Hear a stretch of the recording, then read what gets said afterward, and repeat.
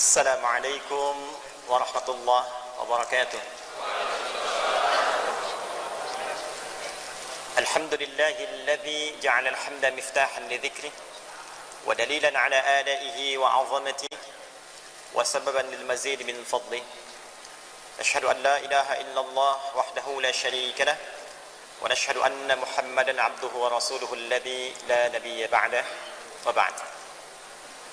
Yang terhormat sidang senat, izinkan kami mengawali orasi ini dengan memberikan penghormatan dan kebanggaan terlebih dahulu kepada segenap hadirin yang merasa terhormat kami berada di ruangan yang megah ini. Geser sedikit biar nggak mengganggu. Yang pertama, yang kami hormati, kami banggakan, kami muliakan dengan segenap jiwa dan raga, Ibunda Ibu Hajah Rafi'ah Akhyar serta keluarga besar. Terima kasih telah mendidik, membersamai, mendoakan dan menunjukkan pada dunia hasil pendidikan yang telah Ibunda hadirkan. Yang terhormat, yang mulia Profesor Dr.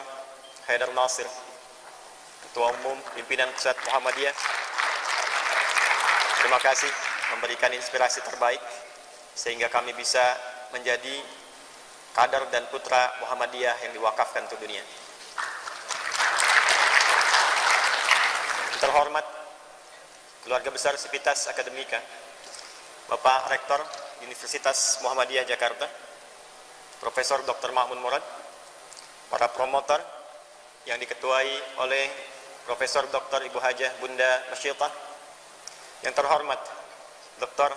Sa'ad Ibrahim, Ketua Pimpinan Pusat Muhammadiyah di bidang Majlis Tabligh dan Dakwah, Ketua kami.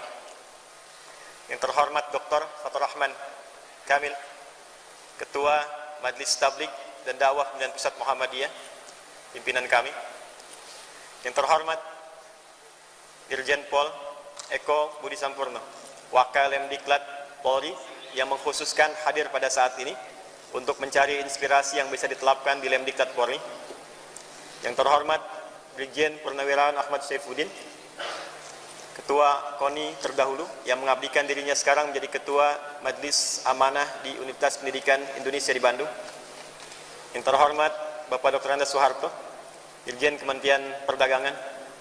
Terhormat Bapak Dr. Andes Edi Suparno, MH, Sekretaris Sekjen Partai Amanat Nasional, anggota DPR RI.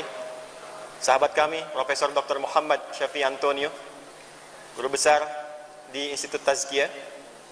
Sahabat Fahad Bahdepi, datang dari jauh, Kiai Haji Muhammad Saleh Drehem yang mendarat tadi pagi di Halim.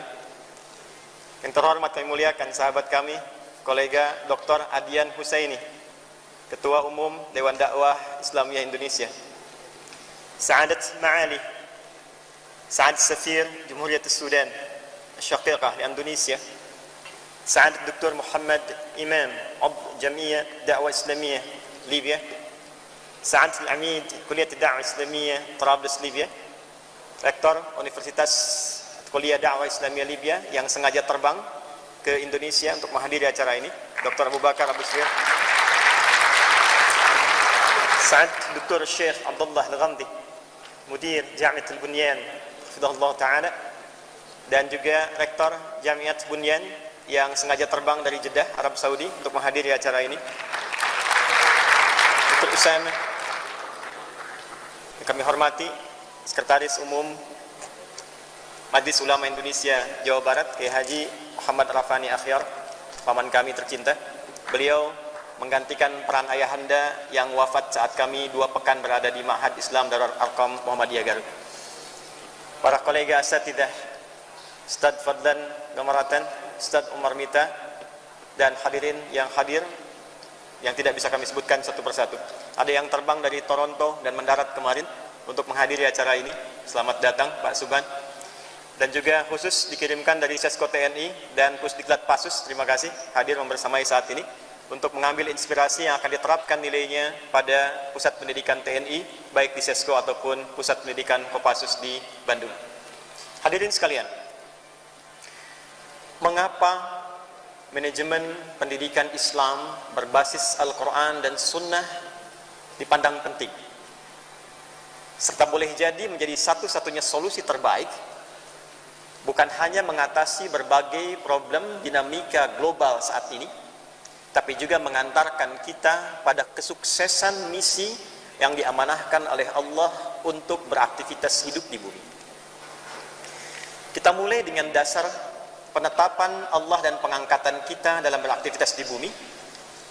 Pertama, Allah Subhanahu wa ta'ala seperti kita ketahui menugaskan manusia berkehidupan di bumi sebagai khalifah yang memiliki setidaknya 4 makna utama dalam bahasa Arab. Pemakmur, dari kata amar yang berarti bermanfaat. Usia kita disebut umur untuk memberikan kesan bahwa selama berkehidupan mesti mampu melahirkan segala hal yang bermanfaat, memandang yang bermanfaat, punya kebijakan membuat yang bermanfaat, memiliki ilmu hadirkan yang bermanfaat. Sehingga dengan itu makna yang kedua dapat membangun kesuksesan di semua lini berkehidupan, melahirkan kebahagiaan di setiap elemen kehidupan, dan yang terakhir, fungsi ini akan dijaga oleh setiap generasi yang saling menggantikan. Karena itu khalifah, sifat dari kata khalafa, yakhlifu atau yakhlufu, juga memiliki arti keadaan yang saling menggantikan dan tidak akan abadi. Setiap kita saat ini pasti akan digantikan oleh yang lainnya dan bertugas membangun kemanfaatan, kemajuan, kesuksesan, dan kebahagiaan yang mencerahkan. Yang menarik, bekal pertama yang Allah berikan sebagai instrumen untuk mewujudkan semua misi itu di setiap aktivitas kehidupan yang boleh jadi kita dapati. Anda boleh jadi pemimpin, Anda boleh jadi pebisnis, Anda boleh menjadi apapun yang dilakukan dalam kehidupan ini, dalam berbagai aktivitas. Tapi puncaknya, semua bekal pertama yang Allah berikan kepada seluruh yang bertugas sebagai khalifah ini adalah pengetahuan. Quran surah kedua Al-Baqarah di ayat ke-31, وَعَلَّمَ آدَمَ الْأَسْمَاءَ كُلَّهَا. Dan Allah ajarkan kepada Adam pertama kali sebelum turun ke muka bumi adalah pengetahuan. Al-ikhwah al-hudur, ya kama arafna an Allah subhanahu wa ta'ala indama khalaqa al-insan al-awwal wa qabla an ahbatahu ila ad-dunya liyaj'alahu khalifatan fil ard fazawwadahu bi shay'in muhimmin jiddan falaysa huwa min shu'un al-maddiyah wala al-mansab alladhi qad raghiba fihi ba'd al-insan وإنما زوده تعالى بالعلم فقال تعالى وعلم آدم الأسماء كلها. Fitrah pengetahuan ini ditanamkan dan diajarkan oleh Allah kepada semua nabi yang bertugas di muka bumi. Jadi setiap nabi yang dipilih oleh Allah dari mulai Adam sampai Muhammad sallallahu alaihi wasallam tidak dibiarkan bertugas kecuali diajarkan kepada mereka instrumen pengetahuan untuk membimbing seluruh umat di setiap generasi demi mencapai tujuan-tujuan tadi. Jadi kalau kita urutkan dari Nabi Muhammad sallallahu alaihi wasallam sampai Nabi Adam alaihissalam, kita akan temukan tidak pernah ada nabi bertugas di bumi kecuali melekat pada mereka bimbingan Allah yang menginstal langsung pengetahuan sesuai dengan zamannya. Nabi Muhammad sampai dengan Nabi Adam alaihissalam. Tujuan diinstal pengetahuan ini bukan sekedar menjadi bagian pengetahuan untuk membimbing umat semata, tapi mewujudkan tujuan dasar pemberian amanah Allah kepada setiap manusia di muka bumi. Maka dengan itulah diharapkan lahir kedamaian. Jadi bukan hanya mendidik yang pintar, tapi menghasilkan kedamaian dari pengetahuan itu, ketentraman, kemajuan, disertai kepatuhan dan ketaatan kepada Allah Subhanahu wa ta'ala. Tidak pernah ada nabi yang diutus oleh Allah membimbing setiap generasi kecuali misi yang dilekatkan pada mereka adalah bagaimana memberikan pencerahan kepada umatnya, mengajarkan pencerahan yang berkemajuan, menghadirkan ketentraman, kedamaian, dan kepatuhan pada Allah Subhanahu wa ta'ala. Kita urutkan dari Nabi Adam sampai dengan Nabi Muhammad sallallahu alaihi wasallam. Semua hal yang terkait dengan nilai-nilai ini hasil dari pendidikan yang disandarkan pada tuntunan Rabbani ini, maka menghasilkan semua sifat tadi yang secara umum frame-nya disebut dengan Islam.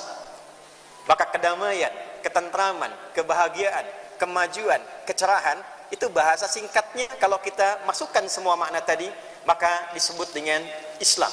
Berasal dari kata silmi, muncul dari situ kata salam, dan frame-nya disebut dengan Islam.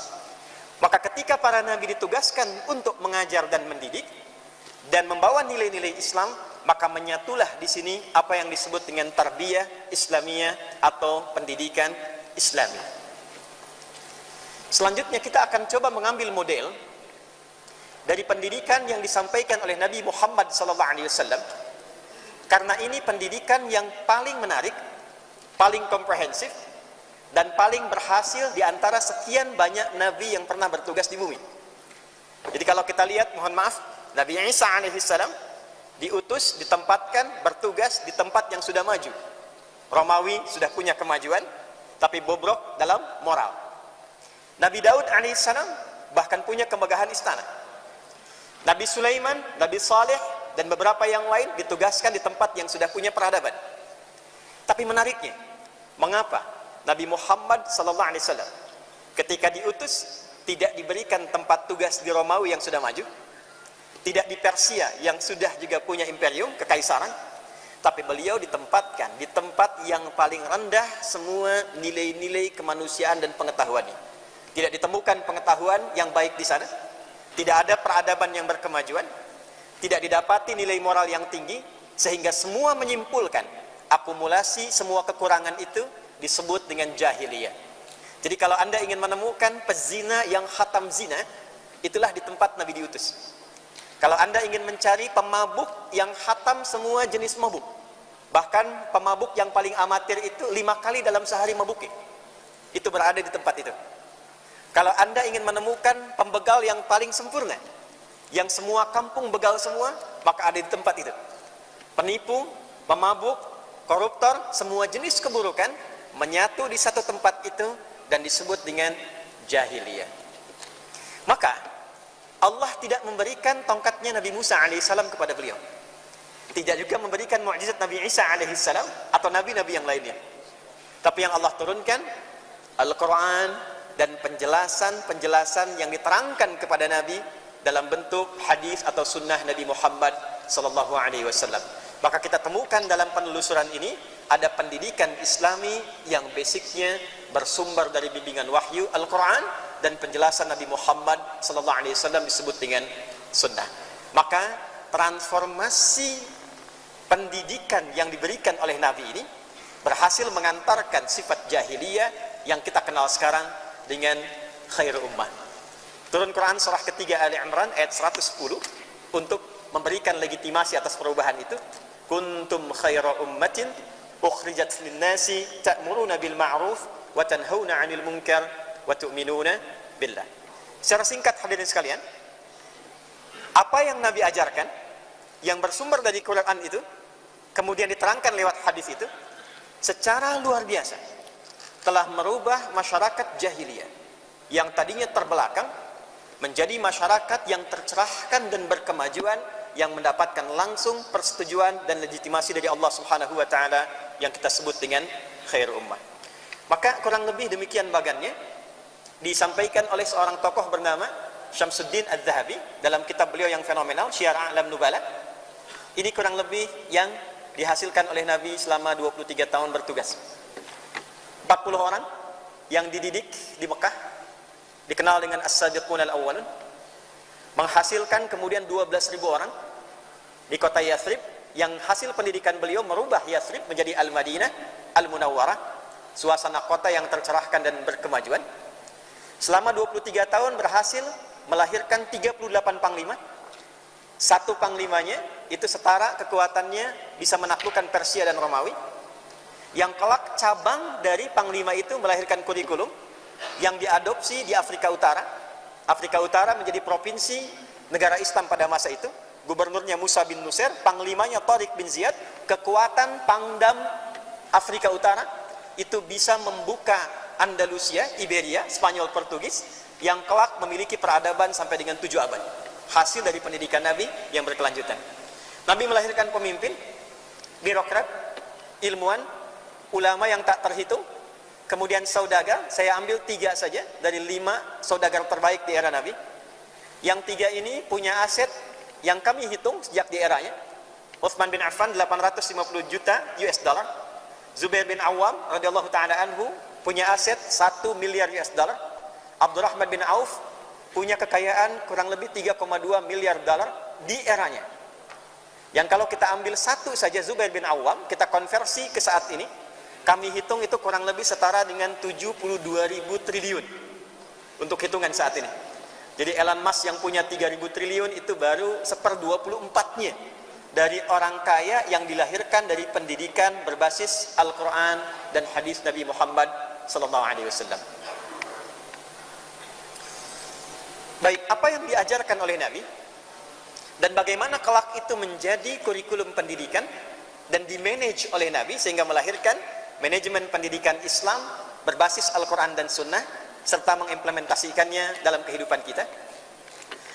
Pertama, hadirin sekalian, kita temukan ada pedoman pokok berupa Al-Quran.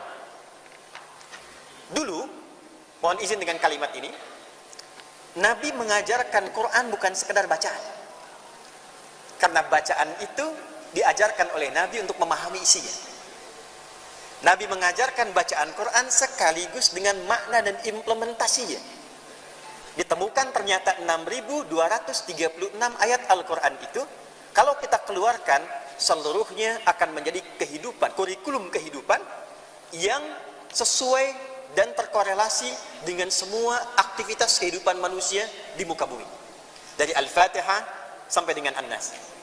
Kita beri contoh misalnya, ada 70 ayat rumah tangga yang kalau kita keluarkan hasil dari ayat-ayat ini akan melahirkan keluarga yang sangat luar biasa, dan hasil dari pendidikan di keluarga itu yang kita kenal saat ini melahirkan tokoh-tokoh yang tidak hilang dalam perjalanan sejarah. Kita ambil dengan cepat misalnya Al-Imam Asy-Syafi'i, Al-Imam Ahmad bin Hanbal, seorang single parent, ibundanya merawat kedua ulama besar ini dan meneruskan kurikulum yang diteruskan, diajarkan oleh Nabi dan lintas generasi. Maka hasilnya 2 tokoh ini saja cukup mewakili seluruh orang-orang hebat yang pernah kita kenal di bumi. Ada ayat tentang bisnis, 10 ayat yang dijelaskan oleh Nabi SAW melahirkan banyak saudagar yang bukan hanya memiliki banyak harta, tapi mereka punya kesiapan untuk mensupport apapun dengan harta mereka dalam rangka menaati perintah Allah Subhanahu wa taala.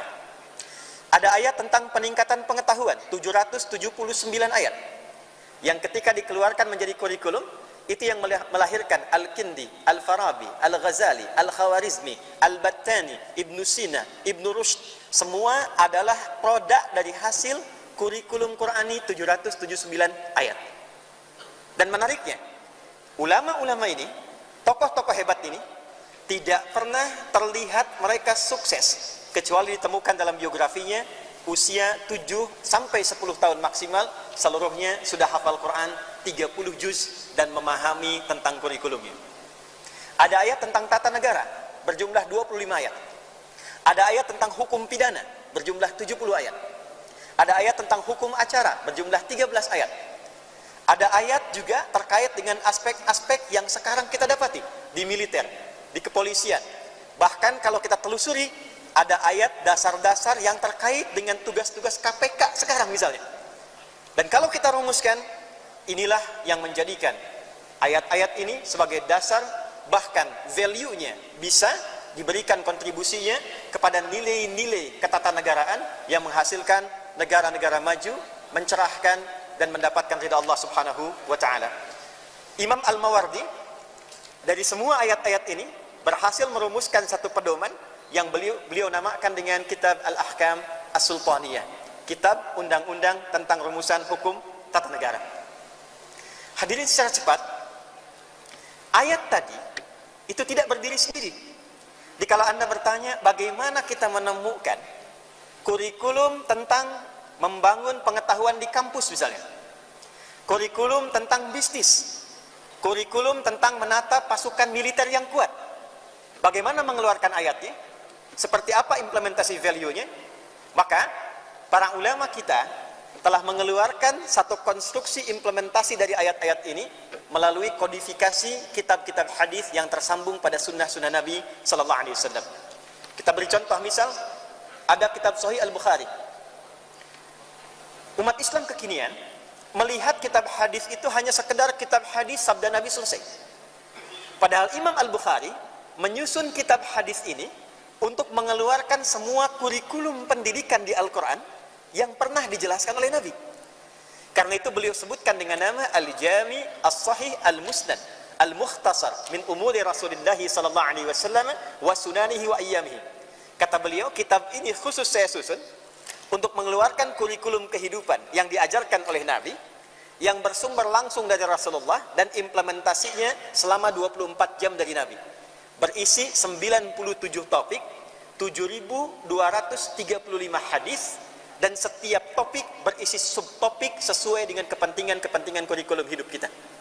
Jadi kalau Bapak Ibu sekalian mengeluarkan tentang bimbingan pendidikan untuk anak-anak sekolah dari mulai kecil tingkat KB sampai dengan perguruan tinggi, Anda membuka topik ketiga Kitabul Ilmi, didapatkan kurang lebih 50 hadis, ayatnya ada di sana, subtopiknya ada di sana, bagaimana belajar yang efektif, menempatkan waktu untuk belajar, mengulang pelajaran, menghilangkan rasa lupa, itu terdapat di satu topik saja dari 97 topik.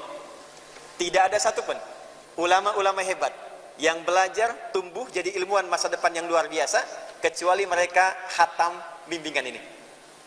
Imam Muslim misal mengumpulkan jejak Imam Al-Bukhari, lalu menghadirkan 4.000 hadis disusun dalam 43 bab topik dalam kitab beliau yang terkenal dengan nama Sahih Muslim. Kalau kita buka, di dalamnya pun menyempurnakan kurikulum Al-Imam Al-Bukhari. Misal, di Imam Al-Bukhari, Sahih Al-Bukhari, kita tidak temukan tentang kurikulum tata negara, menata pemerintahan. Maka di Sahih Muslim kita temukan namanya Kitabul Imarat, topik tentang bahasan-bahasan pokok di bidang pemerintahan. Sekarang kita punya persoalan yang luar biasa di bidang korupsi. Itu ada di topik yang ke-13, bahasan khusus terkait pengentasan atau penghilangan nilai-nilai koruptif.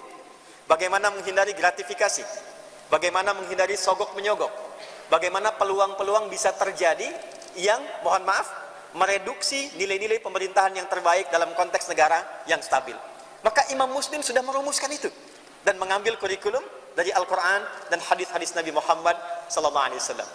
Jadi kalau kita sekarang punya persoalan, sapi masih makan rumput, tapi manusianya sudah makan aspal dan jalan, itu 15 abad yang lalu, itu sudah ada pengentasan dan solusinya. Nah, semua kurikulum tadi, itu ternyata tidak berhenti di era Nabi. Karena value dari Al-Quran dan hadis itu salihun likulli makan wa zaman.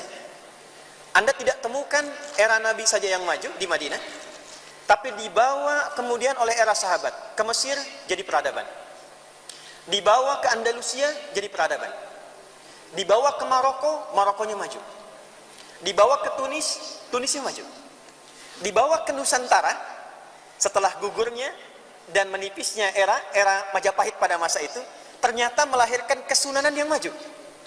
Riset kami menunjukkan semua orang-orang yang pernah memimpin di Nusantara ini ternyata bukan hanya ilmunya, nasabnya pun tersambung. Saya beri contoh, mohon maaf, Sunan Gunung Jati, Syarif Hidayatullah. Beliau adalah anaknya Syarifah Mudaim, ibunda beliau, suaminya Syarif Abdullah. Syarifah Mudaim ini punya kakak namanya Abdullah Iman atau Walang Sungsang, punya adik Raja Sengara, ketiganya adalah putra Prabu Siliwangi, punya istri namanya Nyai Subang Larang. Syarif Abdullah, ayahnya Sunan Gunung Jati, itu ternyata adalah ayah keturunan yang tersambung juga pada pendiri Muhammadiyah, Kiai Haji Ahmad Dahlan. Jadi kalau kita urutkan misalnya Kiai Haji Ahmad Dahlan bin Kiai Abu Bakar bin Kiai Sulaiman bin Kiai Ilyas bin Demang Jurang Juru Kapindo bin Demang Jurang Juru Sapisan bin Kiai Gerbek, Kiai Gerbek 1, Kiai Gerbek 2, Gerbek 3, Gerbek 4 ke atas, itu kakek buyutnya Bapak Erlangga Hartarto. Ke atas Azmat Khan bertemu dengan Syarif Abdullah, Syarif Abdullah bertemu dengan Ahmad Jumadil Kubra yang makamnya ada di pertigaan Semarang ke arah Demak. Sebelah kiri ada masjid, atasnya ada kubah kuning, kanannya dorihnya.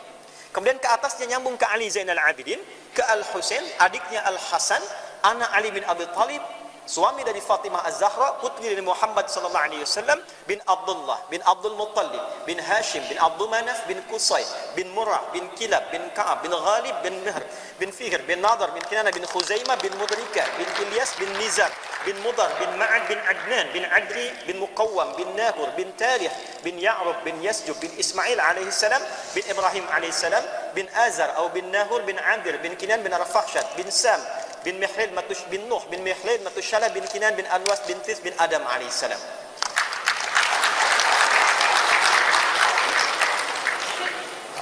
Ini mic-nya agak santai kayaknya.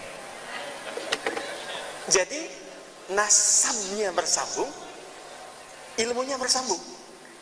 Dan Kiai Haji Ahmad Dahlan pun itu hanya mengeluarkan satu surah dalam Al-Quran, yaitu surah Al-Ma'un, yang dengan value, nilai-nilai surah itu, dan beliau khatam penjelasan sunnah-sunnah nabinya, itulah cikal bakalnya yang mengeluarkan kemuliaan-kemuliaan amal usaha di Muhammadiyah yang berwujud PKU, berwujud juga panti-panti yatim, pusat-pusat pendidikan, dan dari satu ayat Quran surah ketiga Ali Imran ayat 104, lahirlah persyarikatan Muhammadiyah yang abadi melewati satu abad sampai dengan kini.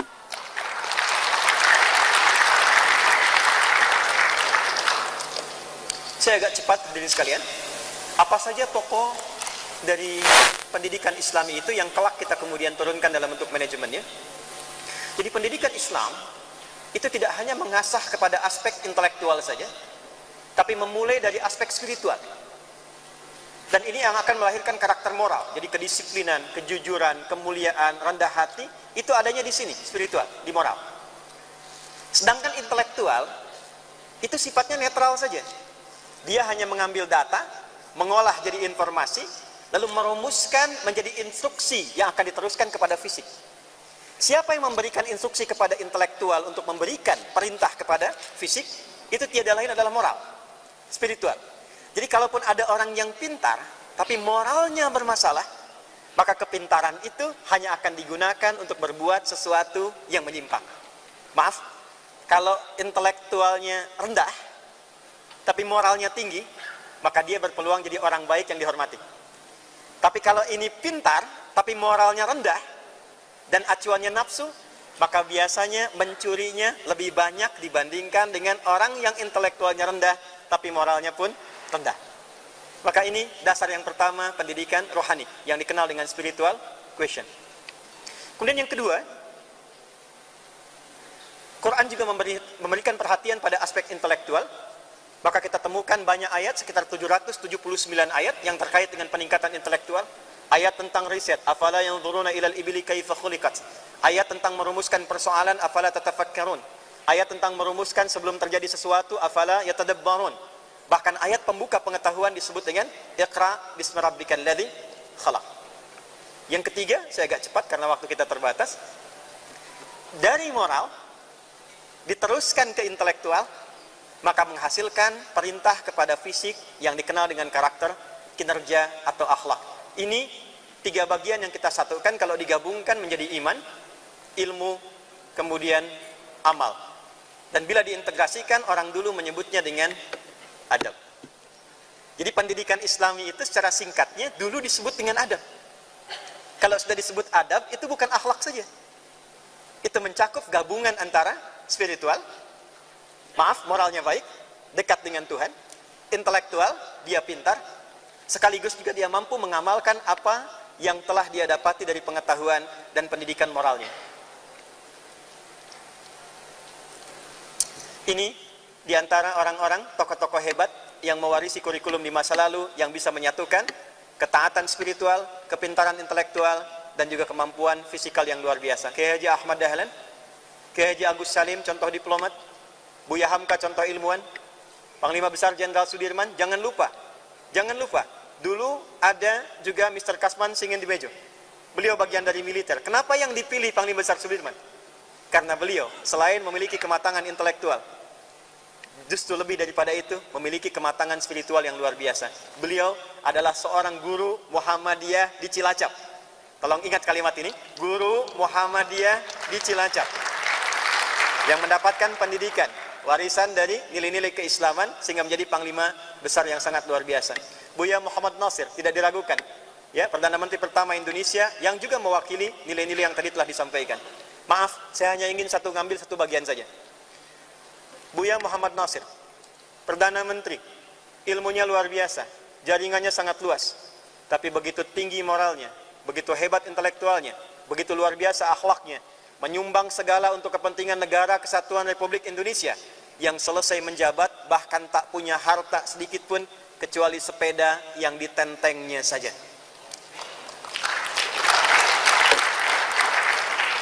Jadi kalau kita sekarang ingin melihat tokoh-tokoh yang demikian, maka kita mesti kembali kepada nilai-nilai yang telah mereka pelajari dan semuanya kembali pada apa yang kita bahas saat ini. Bagaimana itu bisa menjadi manajemen?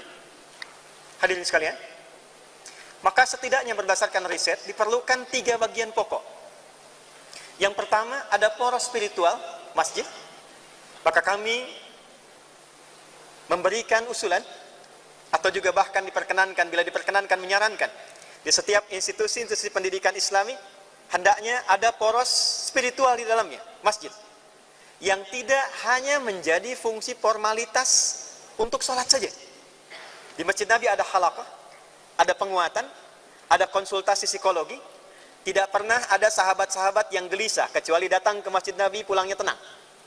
Tidak ada orang yang kesulitan belajar seperti Abu Hurairah yang sulit menghafal, kecuali datang konsultasi di Masjid Nabi, pulang punya kekuatan mengingat sampai titik komanya. Maka fungsi poros yang pertama, spiritual, ini mutlak ada di setiap pendidikan atau institusi pendidikan Islam. Yang kedua ada poros kelas, ya, atau kampus yang terkoneksikan dengan poros masjid. Di kampus mereka belajar ilmu, kemudian di masjid mereka meningkatkan spiritual, dan kemudian yang ketiga ada poros rumah atau masyarakat sebagai pengabdian dari implementasi 2 nilai utama yang mereka dapatkan di nilai intelektual kampus ataupun juga nilai spiritual di masjid. Terakhir, apa yang telah kami lakukan untuk mengimplementasikan ini sebagai sumbangsih pada negara? Hadirin sekalian, ini bukan sekedar presentasi, tapi ini adalah presentasi dari apa yang telah kami siapkan dan telah kami bangun. Kami dirikan satu institusi pendidikan bernama AIS, Akhyar International Islamic School, yang kami beri contoh dengan memilih 40 orang se-Indonesia. Mereka belajar dari KB, kemudian TK, melanjut ke SD, sampai dengan ke pesantren, SMP, SMA, sampai melanjutkan kuliah PhD, S1, S2, sampai S3. Apa yang mereka pelajari? Di poros masjid, mereka menguatkan nilai spiritualnya. STK tidak lulus dari TK, kecuali mereka sudah hafal 5 juz Al-Quran. Mereka sudah paham bagaimana cara masuk masjid, mereka paham bagaimana berdoa saat masuk kendaraan, dan itu secara otomatis keluar. Masuk kendaraan, mereka berdoa. Bertemu orang tua, mereka mendoakan. Keluar dari masjid, sudah mengerti doanya. Masuk SD, mereka sudah hafal 30 juz ketika lulus SD. Di wisuda di Mekah dan Masjidil Haram, lulus 30 juz ini bukan sekedar paham tentang Quran, tapi juga sudah tertanam dalam diri mereka nilai-nilai dasar pendidikan sesuai dengan harapan dan cita-citanya. Ada yang ingin jadi ulama, maka diberikan pendampingan sesuai dengan nilai keilmuannya. Ada yang ingin jadi arsitek, ada yang ingin jadi diplomat, sampai ada yang ingin jadi presiden. Maka SD lulus 30 juz dan diteruskan kemudian ke pesantren Ma'had Islam Rafia Akhyar yang berada di Banten. Ini akan mendidik mereka selama 6 tahun. Sudah hafal Qur'annya, maka diinstallah ilmu pengetahuan yang sesuai dengan cita-cita mereka dan kebutuhan bangsa dan negara. Jadi di sini diajarkan, yang ingin menjadi menteri, maka kurikulum menterinya diturunkan. Maka kita berharap ada menteri perdagangan yang hafal Quran, ada menteri agama yang memang sudah paham tentang Quran, ya. Dan kami turunkan sampai pasal-pasalnya. Ada yang ingin jadi menteri pendidikan, maka diturunkan bagaimana pasalnya, bagaimana kurikulumnya, bagaimana ayat-ayatnya. Termasuk yang ingin jadi dokter, maka dikirimkan di sini, diberikan kurikulum Qurannya, hadisnya, dan ada kelas 400 dokter profesional membimbing mereka selama mereka belajar di pesantren ini.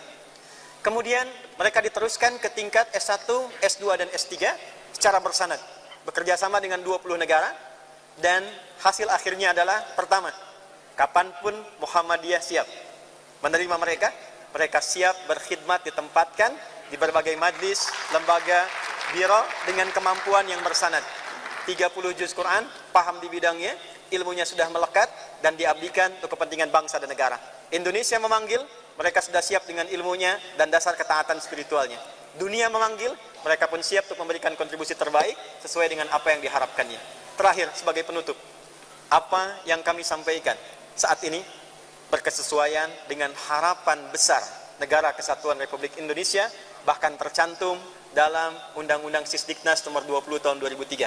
Pasal menimbang, poin B, disampaikan Undang-Undang Dasar tahun 1945 mengamanatkan pada pemerintah untuk mengusahakan satu sistem pendidikan yang meningkatkan keimanan dan ketakwaan kepada Tuhan Yang Maha Esa serta akhlak mulia. Ini peran kami untuk mewujudkannya. Bagi teman-teman yang di TNI hadir pada saat ini, 7 Sabta Marga, kami warga negara Indonesia yang bersendikan Pancasila. Kedua adalah patriot, ketiga adalah kesatria.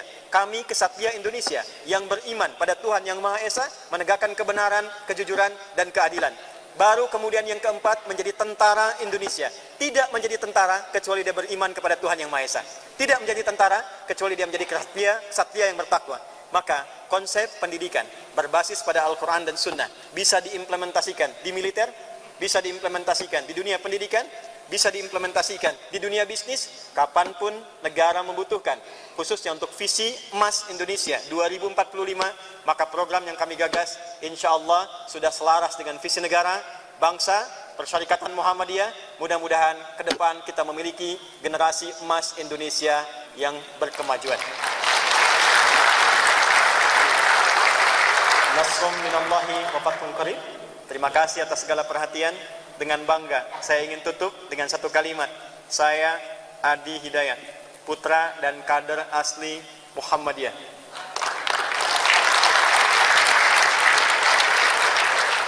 Karena ini live, saya juga ingin mengetahui seluruh lapisan bangsa Indonesia bahwa Muhammadiyah tidak pernah melahirkan putra-putrinya kecuali memiliki kontribusi nyata bagi bangsa, negara, dan agama. Assalamualaikum warahmatullahi wabarakatuh.